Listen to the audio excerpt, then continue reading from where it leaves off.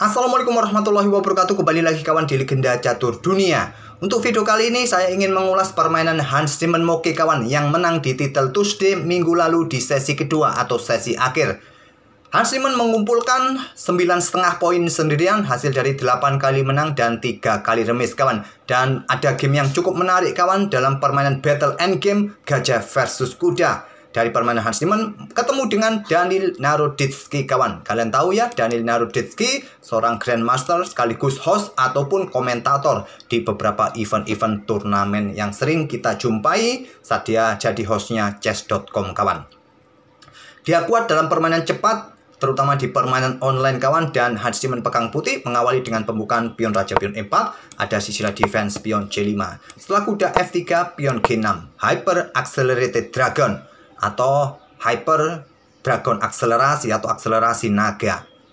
Kemudian setelah pion G6 kawan, di sini seperti biasa pion D4, pion pukul, biasanya ambil balik dengan kuda, tapi Hans Tiemann memilih ambil balik dengan menteri, langsung mengincar benteng, kuda F6 dan kuda C3. Ada juga beberapa yang suka dorong pion ini kawan, banyak juga untuk mengancam kuda. Balasan hitam tentu kembangkan perwira, tempo ancam menteri, menteri A4, kuda D5. Kemudian menteri geser lagi coba serang kuda, bisa dibalas kuda ini lari ke petak B4, tetap mengincar petak C2. Kemudian gajah keluar ke petak B5 paling banyak dimainkan oleh putih. Menteri hitam juga akan keluar discover double check, bisa diantisipasi dengan kuda C3, pion D5, gajah G7 bisa dilanjutkan oleh hitam kawan.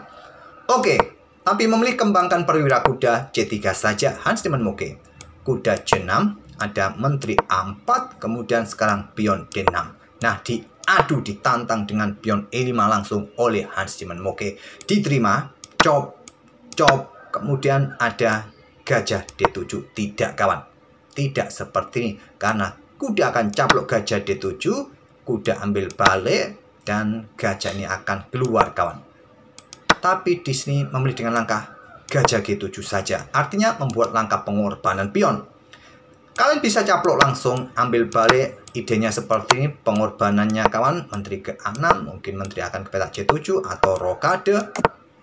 Bisa kalian caplok langsung, tapi Hans Tiemann lagi-lagi tempo dia perlukan untuk segera aktifkan para perwira-perwira untuk mendapatkan pion di petak C6 nanti.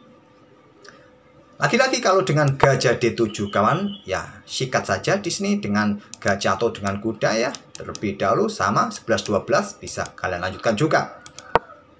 Daniil memilih dengan amankan raja rokade, artinya membuat langkah pengorbanan, chop, chop, chop, gajah D7. Kalau gajah ambil benteng, menteri jatuh. Di sini rokade kawan. Ada benteng C8, gajah pukul gajah D7.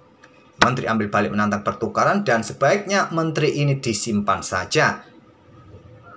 Petak B3, petak A6, tapi memilih kembangkan perwira. Gajah E3, artinya menyerahkan pion di petak C2. Targetnya ini yang menjadi masalah seperti ini kawan. Daniil merespon menteri pukul menteri, kuda ambil balik, benteng ambil pion C2. Kalau gajah ambil pion tentu ada tusukan pada dua perwira minor kalian. Jadi Hans Tiemann tantang dengan benteng FC1, chop, chop, kemudian kuda D5 serang gajah, tetap ya, tetap ada masalah di situ kalau ambil pion kawan. Posisi gajah terancam, gajah D2, gajah D4 sentralisasi, perkuat posisi pion dan mengincar petak F2, raja langsung geser ke F1, ada benteng D8, di sini pion B3 untuk menghindari tekanan supaya kuda bisa aktif kembali. Raja G7, raja putih juga bergerak ke E2, benteng D6, sekarang pion F3 untuk menghindari tekanan dan mendapatkan kontrol di ruang-ruang terang. Ada pion E5, kuda C5 kawan, di sini siap nongkrong mungkin. Oleh karena itu pion F5 dimainkan, pion B4 dorong pion, perkuat posisi kuda, raja hitam bergerak ke F7, lanjut Daniil Naroditsky. Kemudian pion B5, dorong-dorong terus kawan untuk kontrol ruang terang, baru dorong maju pion A4, merupakan urutan yang disukai oleh Stockfish. Tapi Hans Tiemann memilih pion A4 langsung. Masalahnya ada benteng kawan di sini, siap chop-chop nanti di petak C5, pion A5. Engine menyukai dengan raja ini juga segera aktif ke D3 atau pion G3. Oke, dengan pion A5, gajah chop kuda C5, ambil balik menggunakan pion. Menggunakan benteng bisa juga. Konstruksinya permainan sama, pion akan jadi seperti ini. Tapi dengan kualitas permainan seperti ini kawan, coba lihat, bisa beragremis dengan catatan langkah harus presisi. Hans Niemann ingin menjaga permainan di atas papan dengan benteng selama mungkin, selama akhir permainan, jadi dia ambil menggunakan pion. Raja E6, ya dengan kekuatan 2 perwira masih memungkinkan permainan ini bisa berakhir menang kalah kawan. Kalau dengan battle gajah versus kuda, secara teoritis akan bisa berakhir miss. Ada Raja D3, pion A6, atau kalian lebih menyukai benteng C8 langsung lebih kuat kawan. Ya, perkuat, hentikan laju pion juga, pion A6 ini. Raja C4, di sini benteng C8 langkah terkuat. Tapi memilih kuda petak C7 kawan, siap nongkrong ke petak B5 yang sudah dipersiapkan, nanti bisa lompat juga ke petak D4. Benteng D1, nanti kuda petak B5, diikuti gajah ke C1 kawan, langkah kuat. Memilih benteng E1, idenya simpel, mengincar pion, seperti ini nantinya ada kuda B5, gajah F4, kuda D6 cek, raja B4. Nah, kuda F7 jaga pion, tetap dicaplok kawan. Kalau diambil putih unggul 1 pion, tidak diambil raja D5, yaitu untuk dekati pion yang di sini ada gajah G3, benteng ambil pion, di situ ada benteng E7 serang kuda, benteng B4 cek, petak C3 yang terkuat. Hans Niemann tidak ingin melepaskan pionnya lagi. Jadi raja A4, kemudian kuda G5 jaga pion. Ada benteng E4, kok E4, benteng E5 cek, pertukan benteng chop cek, raja A3, di sini kawan pion B4 cek. Raja A4, kuda ke E6 yang ditunjukkan panah biru, langkah terkuat untuk segera bawa kuda ini bermain kawan. Nah, di poin ini mungkin gajah akan bergerak ke petak D6, mengincar pion, pion dorong, dan kalian harus kawal juga pion ini karena lebih cepat promosi. Hitam bisa melepaskan pion yang di sini, melangkah ke sini untuk ambil pion yang di sini supaya juga nggak lolos. Ini juga bisa berakhir miss. Tapi juga sedikit ngetrik ya di sini ya. Kalau engine masih memberikan sedikit keuntungan 0,3, tapi dalam pandangan manusia, permainan seperti ini sulit juga akan dimenangkan oleh putih kawan. Oke, tapi memilih dengan pion B3 langsung kawan, ada raja A3. Apa yang menjadi masalah? Pion ini, coba lihat kawan, kalau nggak dikejar oleh raja, pion ini bisa lolos promosi. Jadi raja ke situ dulu, masalahnya di sini. Gajah E1. Hans Niemann masih bisa mengawal pionnya. Engine juga menyukai langsung raja ambil pion B3, raja ambil pion A5, maka raja ini cepat bisa dibawa untuk predali pion hitam kawan. Coba lihat ya, lebih cepat ya. Putih akan tetap menang. Oke, dengan gajah E1, kawal pion, kuda ke E6, kenapa nggak ke sini? Ya, pion ini bisa lolos. Melepaskan pionnya, Hans Niemann unggul 1 pion sekarang. Sekarang beda lagi ceritanya. Putih bisa menang. Kuda F4 serang pion, pion G3 saja dorong. Ada kuda D3 serang gajah, tadi ke petak E2 sedikit lebih kuat. Oke, serang gajah, gajah C3, ada kuda C5 cek, raja C2. Raja hitam C4, gajah D2, kuda A6 hentikan laju pion kawan. Raja ke D1, secepat mungkin untuk membawa rajanya predali 3 pion yang tersisa. Raja putih D3, raja E1, kuda C5 kawan. Kemudian gajah B4 tempo, kuda A6. Engine menyukai lebih suka ke petak D2, tapi nanti mondar-mandir langkah yang akan dibuat oleh hitam. Oke, bergerak ke petak D6 saja, gajah D6 dari Hans Niemann. Raja ke E3 mengejar pion ini kawan, dan batasi pergerakan raja putih ini langkah kuatnya. Setelah pion F4, mondar-mandir dulu ke petak D4. Kalau ke petak F3 di sini tentu ke petak F1 raja ini kawan. Kalian juga nanti akan kehabisan tempo. Coba lihat. Gajah ini juga sangat kuat mengawal posisi kuda yang nggak bisa bergerak lagi. Kalian kalah tempo nanti.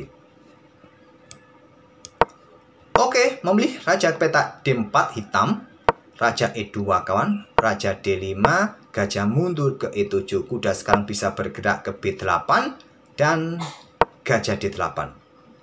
Raja langsung naik langsung ke petak E3 untuk mempercepat menuju pion-pion hitam langkah kuat. Kalaupun ada garbuan di sini, nggak ada masalah. Memang kalian nggak bisa mengcover lagi di petak-petak ini kawan. Bisa kalian tinggal gajah, dorong pion dan kalian cepat menang kalau dicaplok ini ya. Memilih gajah D8, raja C4, maklum kontrol waktu tersisa beberapa detik saja kawan. Tentu rasa panik, mencari langkah-langkah terbaik. Ini kayak naik roller coaster ya. Nah, raja B5, ada kuda D7, raja F4 kawan, kemudian raja C4. Gak mau caplok ya, dicaplok pun percuma. Raja putih akan lebih cepat untuk meradali pion-pion hitam ini, percuma juga. Jadi memilih raja C4, ada raja G5, raja D3, raja H6, raja E2, dorong maju pion terlebih dahulu, raja hitam F3, baru sekarang ambil pion H7, raja G2, ambil pion G5, raja ambil pion H2, raja ambil pion F4, raja ambil pion G3. Raja G5, berikan jalan ya. Raja F3, ada gajah C7 kawan. Kenapa nggak didorong saja? Kenapa nggak didorong saja? Bisa saja, tapi raja ini akan ke petak ini. Kalau kalian dorong di sini kawan, raja akan bergerak ke petak D5 saja terus. Apa tujuannya kalau bergerak ke situ meninggalkan pion? Dia ingin mojok kawan. Mojok, kuda sudah cukup mengawal petak F8. Nanti tersisa gajah plus pion plus raja. Raja bisa mojok, bisa settlement, bisa remis. Karena perlu diingat ya, perlu diingat dalam battle endgame raja satu pion yang berada di tepi papan plus gajah plus raja. Kalian pastikan petak terakhir ini harus sama dengan petak dengan gajah yang kalian miliki. Nah sekarang kan beda. Kalian tidak bisa men-skak mat raja lawan dengan gajah yang berlainan warna petak di petak terakhir ini, di pojok kawan. Itulah teori yang ada dalam permainan battle endgame gajah plus pion kawan ya. Terutama pion tepi ini bisa remis. Kalian harus ingat ya. Kecuali pion kalian berada di lajur H, petak gelap, kalian punya gajah gelap. Bisa menang, bisa skakmat.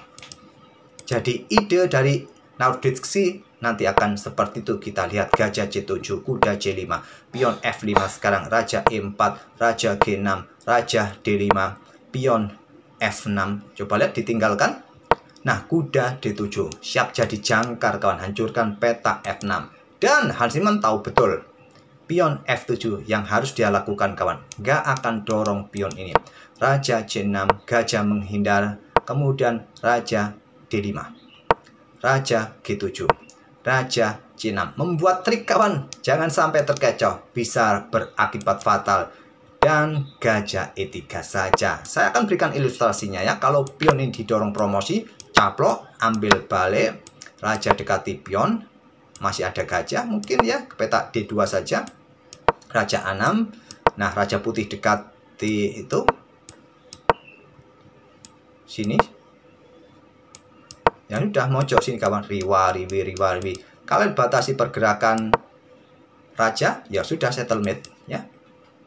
Nggak bisa skakmat, kecuali gajah kalian gajah terang, bisa skakmat, menang, pion bisa promosi.